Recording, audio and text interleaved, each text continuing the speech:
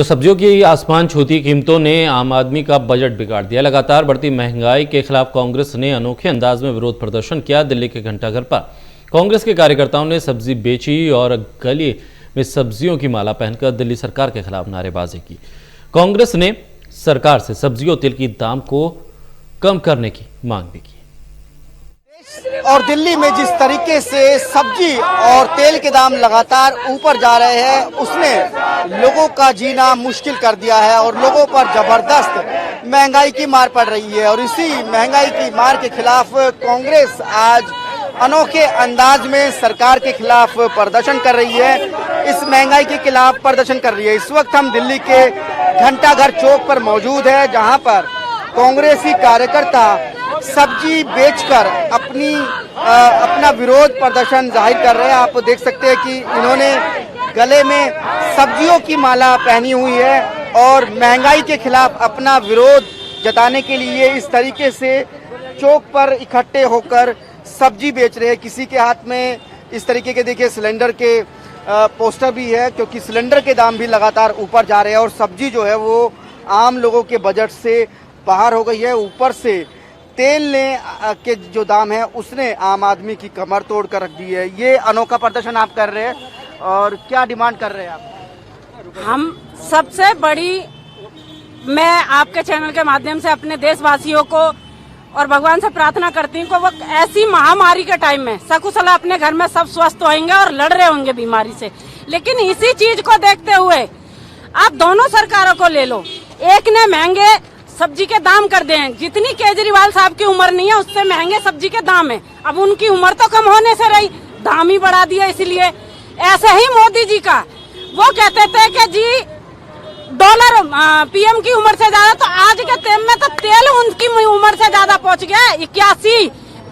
आज देश में आपने देखा होगा पहली बार ऐसा हुआ है कि पेट्रोल से ज्यादा महंगा डीजल हो गया, जिससे हमारी अर्थव्यवस्था चलती थी वो मोदी जी की उम्र से ज्यादा हो गया। तो अब कहाँ गई तालियां बजानी, अब कहाँ गया भाइयों बहनों कहना।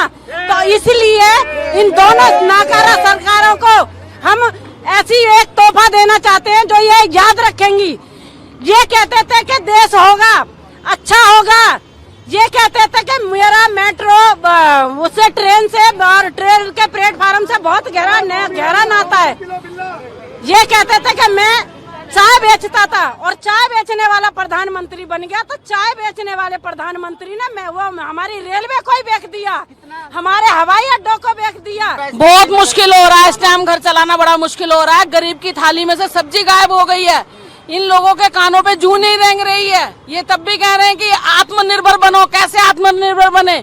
महंगाई इतनी हो गई है, 80 से ज्यादा हो गई है। महंगी हो गई सब्जी 100 रुपए किलो हो गई है। हर सब्जी 100 रुपए किलो टमाटर हो गए, 100 रुपए के लिए ये हो गए, तोरी हो गई है। तो गरीब आदमी ले नहीं सकता। बड़ी दिक्कत हो रही है। आप लोगों पर भी पड़ रही है महंगाई की मार। भाई साहब, मेरा एक छोटा सा बिजनेस था।